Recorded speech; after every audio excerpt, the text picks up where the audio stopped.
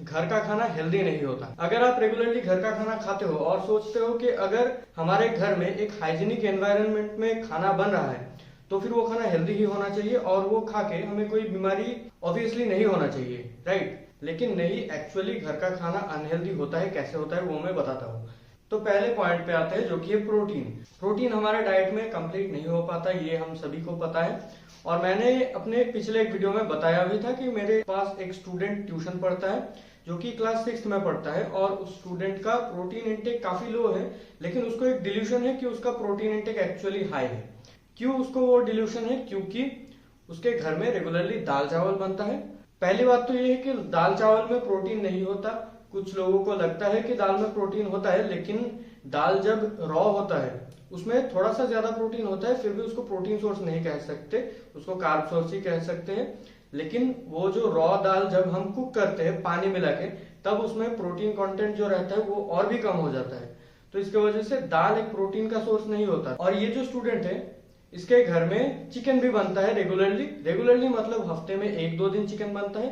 तो इसलिए उसको लगता है कि चिकन में प्रोटीन रहता है अगर, तो मेरे डाइट में भी प्रोटीन हाई होना चाहिए। लेकिन अगर आप हफ्ते में 3-4 पीस करके चिकन खा रहे हो एक एक मील में, हफ्ते में एक बार, तो उससे प्रोटीन इंटेक आपका कंप्लीट नहीं हो रहा। अगर एक दिन के लिए कंप्लीट हो भी रहा है, लेकिन पूरे हफ्ते को अगर हम एवरेज करेंगे तो उसमें एवरेज आपका प्रोटीन इंटेक काफी लो रह रहा है। अभी इसके सोल्यूशन के तौर पे अगर मैं व्हे प्रोटीन आपको सजेस्ट कर दूंगा तो उससे एक बड़ा प्रॉब्लम आएगा।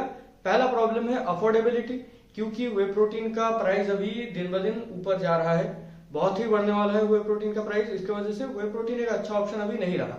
और अगर मैं ईस्ट प्रोटीन, पी प्रोटीन या फिर कोई भी वीगन प्रोटीन का ऑप्शन आपको दे दूंगा तो वो थोड़ा सा चीप रहेगा, लेकिन फिर भी उसका पर ग्राम प्रोटीन कॉस्ट थोड़ा सा ज्यादा पड़ेगा। और दूसरा जो प्रॉब्लम है अफोर्डेबिलिटी के अलावा, वो है कि इंडियन पेरेंट्स नहीं मानते।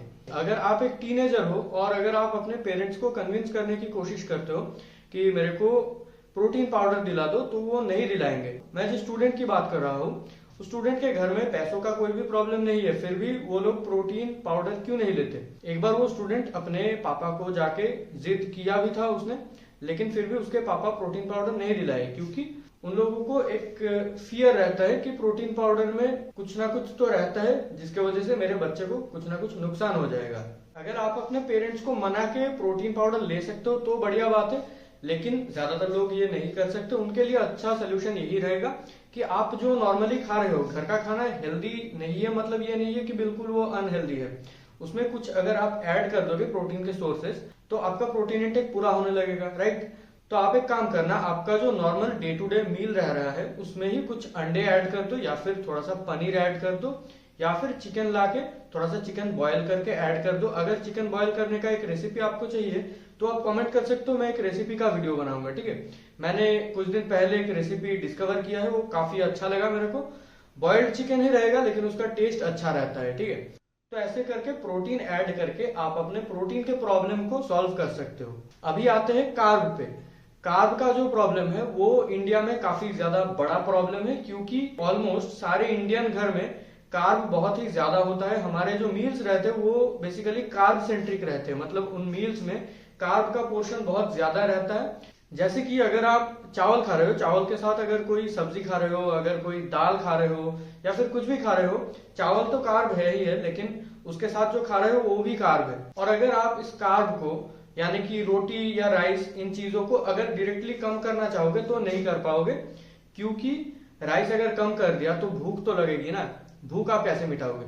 इसके लिए आपको प्रोटीन बढ़ाना पड़ेगा, और प्रोटीन बढ़ाने के बाद आप एक मैजिक देखोगे जो कि ये है कि प्रोटीन आपका जब एक बार बढ़ जाएगा तो आपका सेशिएशन ज्यादा हो जाएगा, मतलब पेट भरा रहेगा।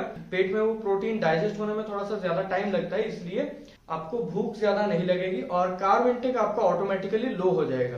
तो बेसिकली कार्ब का ये प्रॉब्लम सॉल्व करने के लिए हमें एक तो प्रोटीन बढ़ाना पड़ेगा, उससे ऑटोमेटिकली थोड़ा सा सॉल्व हो जाएगा। और दूसरा पॉइंट ये है कि हमें कार्ब को थोड़ा सा कॉन्शियसली भी कम करने का कोशिश करना है। और एक चीज आप कर सकते हो जो कि मैं भी पर्सनली करता हूँ, अगर आप ज्यादा प्रोटीन सोर्सेस अफोर्ड नहीं कर सकते, जैसे कि एग्स, चिकन, पनीर, ये सब हाई बायो अवेलेबिलिटी वाले प्रोटीन सोर्सेस अगर आप अफोर्ड नहीं कर सकते तो आप सत्तू ट्राई कर सकते हो। लेकिन सत्तू को ही आपको अपने प्रोटीन का एकमात्र सोर्स नहीं बनाना है, इसमें क्या करना है, अगर आप राइस या फिर रोटी को कम कर रहे हो, उसके ऑल्टरनेटिव के तौर पे, मतलब जितना राइस से आप कैलोरी घटा रहे हो उसको आप सत्तू से बढ़ा सकते हो, क्योंकि सत्तू में राइस और रोटी से थोड़ा सा ज्यादा प्रोटीन रहता है, तो आपका प्रोटीन गोल भी हिट हो जाएगा आसानी से, और राइस और रोटी कम करने से जो भूख ज्यादा लगती थी वो भूख भी आपका ठीक हो जाएगा। तो कार्ब का प्रॉब्लम भी हम ऐसे करके सॉल्व कर लेंगे। इसके बाद आते हैं फैट पे।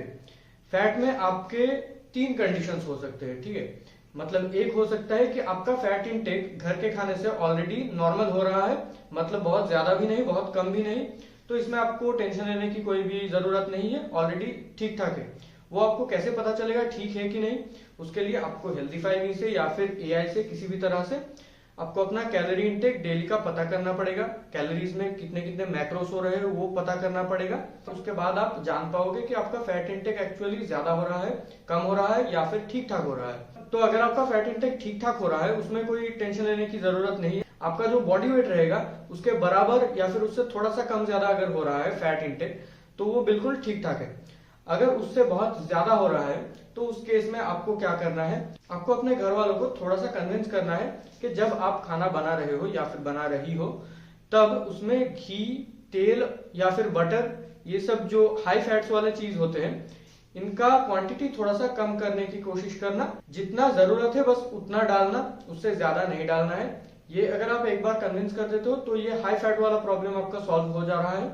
और अगर फैट आपका इंटेक कम हो रहा है, ये भी एक कॉमन प्रॉब्लम होता है इंडियन घरों में, जो कि मैंने देखा है। मेरे केस में भी वैसा ही प्रॉब्लम था कि आपका जो नॉर्मल घर का खाना आप खा रहे हो उसमें फैट इंटेक आपका कम हो रहा है। उस केस में आपको क्या करना है, आपको हाई फैट्स वाले फूड्स ऐड करने हैं। कौन से फूड्स ऐड कर सकते हो आप, घी, बटर या फिर ज्यादा ऑयल आप ऐड कर सकते हो, लेकिन इसके अलावा आप पीनट या पीनट बटर ऐड कर सकते हो, और कोकोनट भी एक अच्छा फैट का सोर्स होता है, वो भी आप ऐड कर सकते हो।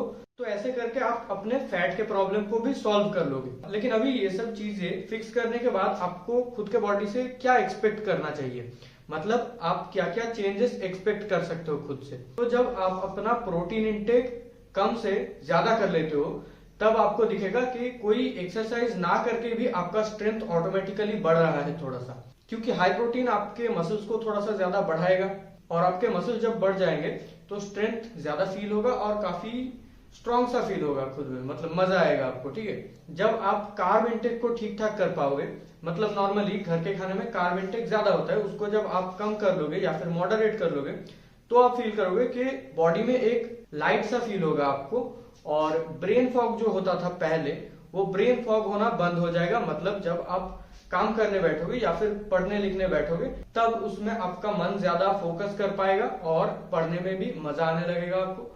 और स्पेशली क्या होता है, कार्ब खाने से दोपहर में एक नींद सी आती है, अगर आप कार्ब को मॉडरेट या कम कर दोगे तो वो नींद आना बंद हो जाएगा।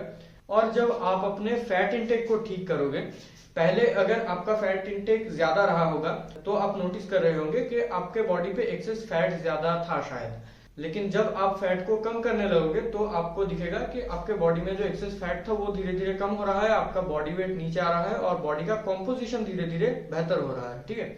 और अगर आपका केस ऐसा था कि फैट इंटेक आपका कम हो रहा था, अभी आपने थोड़ा सा बढ़ाया है, तो आप बहुत जल्दी नोटिस करने लगोगे कि आपके हार्मोन लेवल्स अभी ठीक ठाक जगह पे आ रहे हैं। इसके वजह से आपका जो मूड है वो बेहतर हो गया है पहले से, और मेंटल हेल्थ भी पहले से बढ़िया हो गया है। मैं पर्सनली अपनी बात करूं तो लास्ट कुछ दिन से मेरे कटिंग की वजह से और उसके साथ साथ मेरे इनडिसिप्लिन लाइफस्टाइल की वजह से मेरा फैट इंटेक काफी लो हो रहा था। उसके वजह से मैं काफी ज्यादा चिड़चिड़ा रहता था, और अभी लास्ट कुछ दिनों में मैंने जब अपना फैट इंटेक थोड़ा सा ठीक ठाक कर दिया है, तब मेरे को पर्सनली काफी अच्छा फील हो रहा है, जो कि आपको भी होने वाला है अगर आप अपने फैट इंटेक को फिक्स करते हो। अगर आपने इस वीडियो को यहाँ तक देख लिया है तो एक काम करना, ये जो सजेशंस मैंने दिया है इस वीडियो में वो अपने लाइफ में अप्लाई जरूर करना। कुछ लोग ऐसे होंगे जो कि वीडियो के स्टार्टिंग में ही इंट्रो सुन के भाग गए होंगे कि ये देखो ये बंदा इंडियन डाइट को बुरा बोल रहा है तो हमें भाग जाना चाहिए, क्योंकि इंडियन डाइट को लेके हमें प्राउड फील करना चाहिए। हाँ, प्राउड ऑब्वियसली फील करना चाहिए हमें, लेकिन जो चीजें गलत है उसको तो गलत बोलना ही पड़ेगा। अभी गलत क्या है, हमारा ये जो घर का खाना है ये एक्चुअली बहुत बुरा नहीं है। इसमें क्या है, कार्ब ज्यादा रहता है, जो कि पहले के टाइम पे लोगों को सूट करता था, क्योंकि वो लोग बहुत ज्यादा चलते थे, बहुत ज्यादा मेहनत करते थे, हमारे जैसे सेडेंटरी नहीं रहते थे वो लोग, इसलिए उन लोगों को ज्यादा कार्ब से भी कोई प्रॉब्लम नहीं होता था। हाई फैट भी उनके बॉडी पे सूट हो जाता था, क्योंकि वो जो एक्स्ट्रा कैलोरीज आ रहे थे वो उनके काम में लग जाता था। तो हमें बस अपने इस घर के खाने को थोड़ा सा ट्वीक करके काफी अच्छा बनाना है और खुद के बॉडी के लिए सूट कराना है, बस और कुछ नहीं। और ज्यादा टेंशन नहीं लेना है फिटनेस को लेकर। ये जो स्टेप्स मैंने बताए हैं यही आप फॉलो कर सकते हो, इससे ही आपका एक बढ़िया फिजिक बन सकता है। और बाय द वे, मैंने एक प्रोटीन का सोर्स ढूंढ के निकाला है जिसका प्राइस पड़ता है पर ग्राम प्रोटीन के लिए 1.5 रुपीज के आसपास, जो कि आप मेरे पिन कमेंट से देख सकते हो। अगर आपको पसंद आता है तो आप खरीद सकते हो वहां से, और खरीद के मेरे को एक रिव्यू दे सकते हो कमेंट सेक्शन में आके कि कैसा लगा। क्योंकि वो प्रोडक्ट मैंने अभी खुद भी ट्राई नहीं किया है, मैं सोच रहा हूँ ट्राई करूंगा, तो वो ट्राई कर सकते हो आप। बाकी बाय।